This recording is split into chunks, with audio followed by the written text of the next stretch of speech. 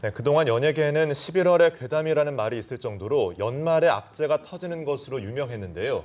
하지만 올해는 6월에 저주라는 말이 나올 정도로 각종 사건, 사고로 얼룩지고 있습니다. 네, 김원식 문화평론가와 함께 상반기에 벌어진 연예가 소식 정리해 보겠습니다. 안녕하십니까? 네, 안녕하십니까?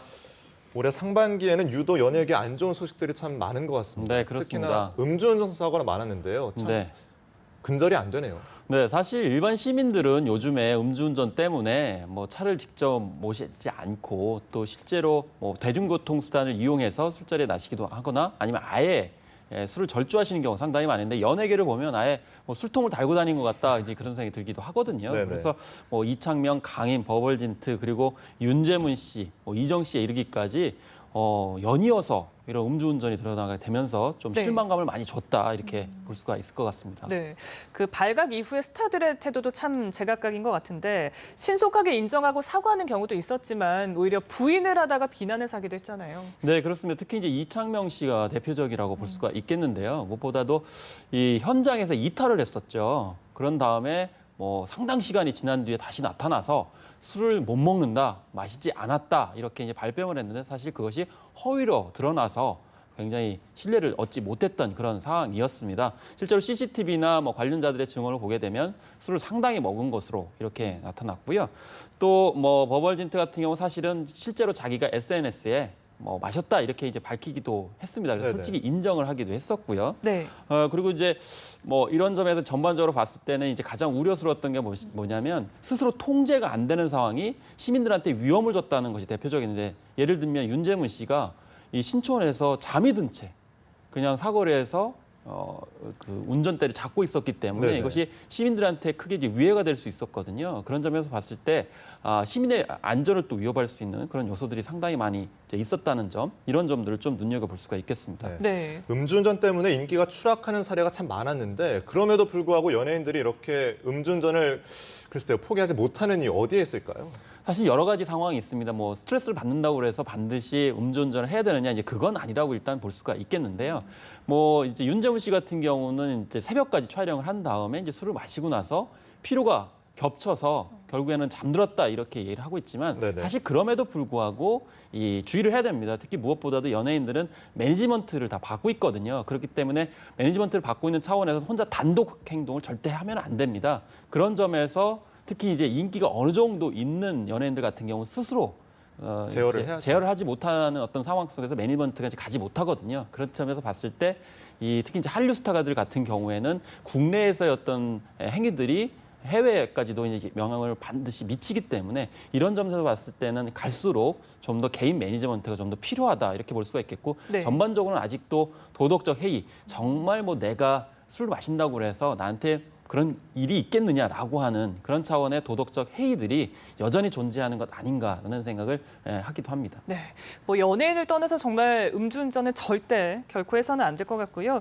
자, 이번에는 성추문 사건 좀 정리를 해보겠습니다. 우선 유상무 씨 같은 경우에는 성폭행 미수 혐의로 경찰의 조사를 받았죠. 이게 사실 처음에는 여자친구와 생긴 해프닝 아니냐, 네. 뭐 옥신각신 싸우다가 이제 홧김에 성폭행으로 신고한 거 아니냐 이렇게 했는데 문제는 만난 지 하루밖에 안 된 사이였다는 것이 굉장히 충격적으로 다가왔던 네네. 측면이 있었죠. 그래서 결국에는 희한한 일이 벌어졌는데 진짜 여자친구가 나타나서 그 문제가 된 관계의 여성은 진짜 여자친구가 아니다라고까지 얘기하는 등 평소에 어떤 그 불성실한 개인 사생활이 알려지게 되면서 실망을 많이 줬다. 특히 유상무 씨 같은 경우는 전에도 이제 어떤 개인 구설수에 오르게 되면서 사과까지 하는 사태들이 있었는데요. 그런 연이은 개인 매니지먼트를 잘 하지 못한 측면 때문에 추락하는 일들이 이제 벌어졌다 이렇게 볼 수가 있겠습니다. 네. 네.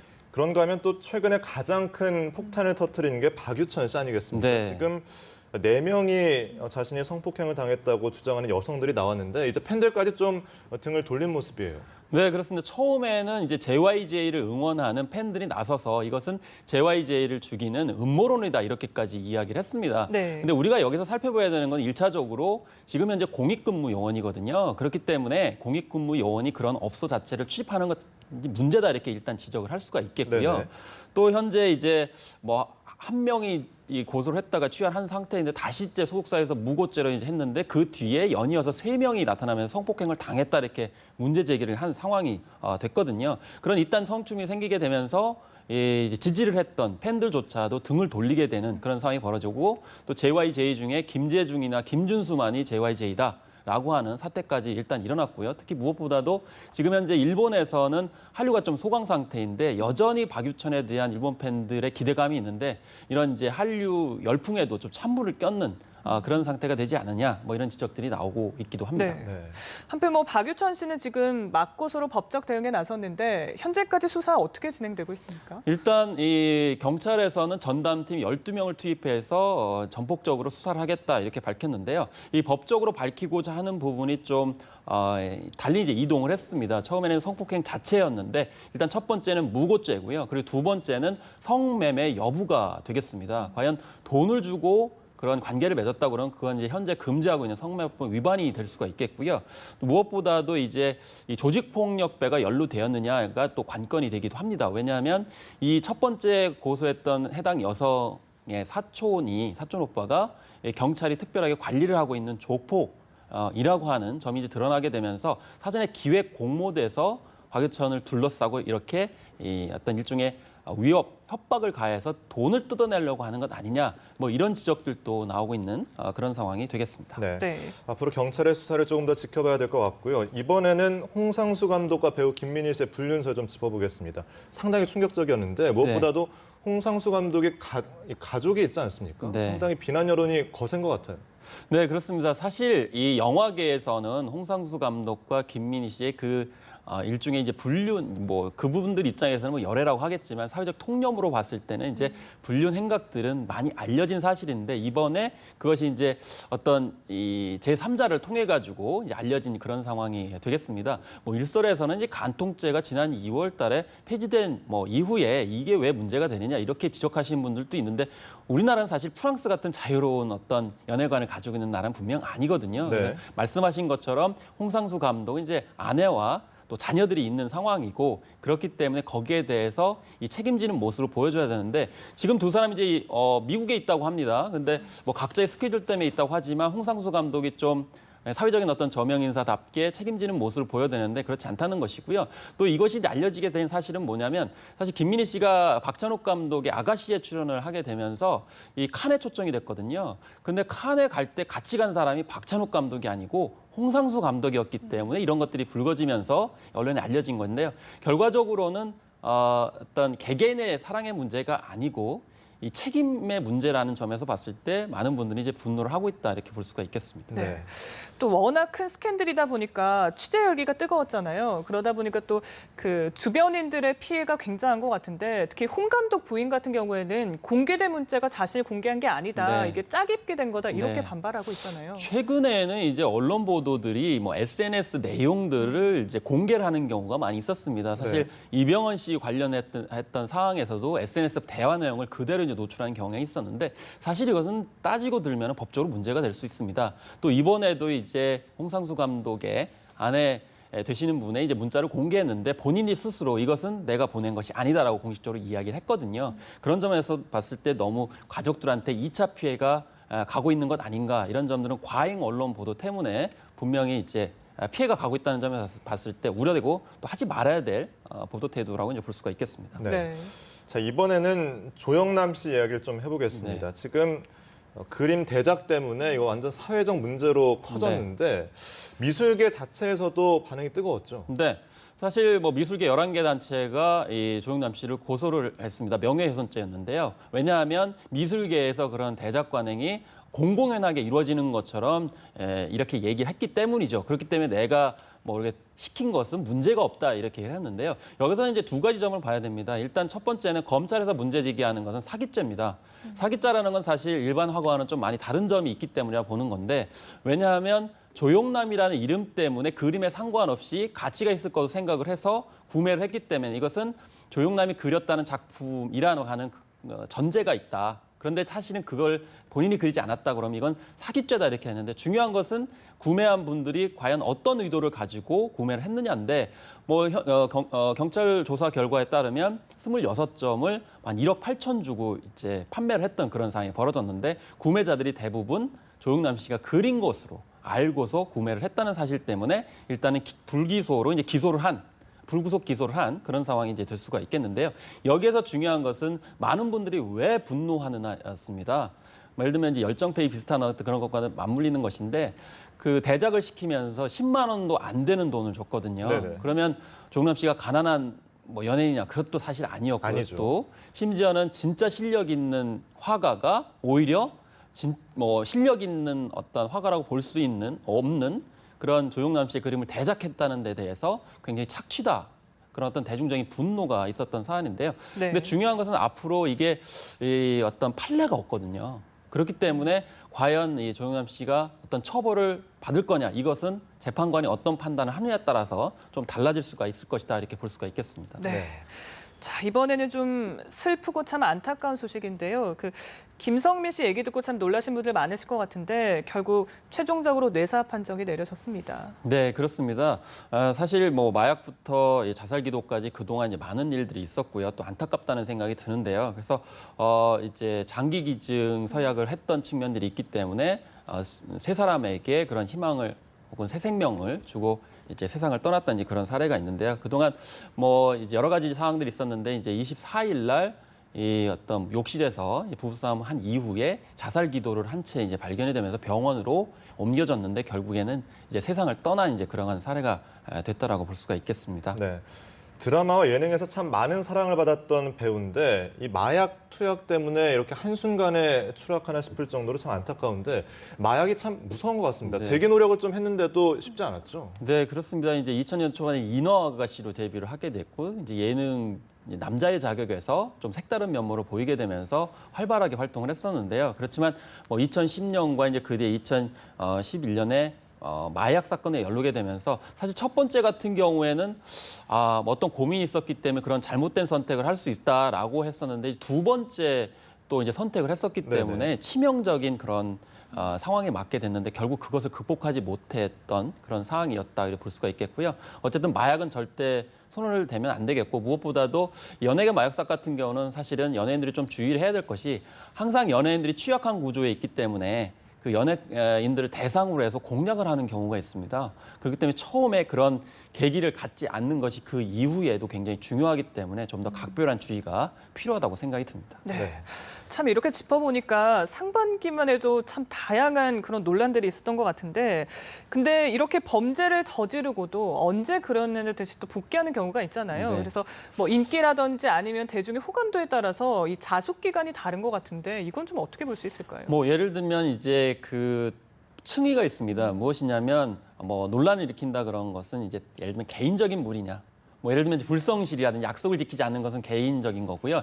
범법적인 사항들 같은 경우는 강력하게 이 복귀 기간들을 규정해야 될 필요성이 있습니다. 예를 들면 뭐 폭행이라든지 범죄에 관련된 병역 기피나 이런 것들은 형사 관련해서 범법 행위이기 때문에 그런 부분들은 좀 엄격하게 적용을 해서 복귀 기간을 좀 늘리는 방안들이 이제 한데요. 그렇지만 그런 원칙들이나 기준들이 없기 때문에 결과적으로는 심각한 그런 무리를 일으켰음에도 불구하고 이 개인적인 무리를 일으킨 것과 혼동이 돼가지고 은근슬쩍 복귀하는 사례는 결국에는 우리 사회의 어떤 기준과 원칙에 대해서 문제를 이제 낳기 때문에 그런 점에 대해서 뭐 원칙을 세우는 작업들 이런 것들이 제일 중요하다고 그렇게 볼 수가 있겠습니다. 네.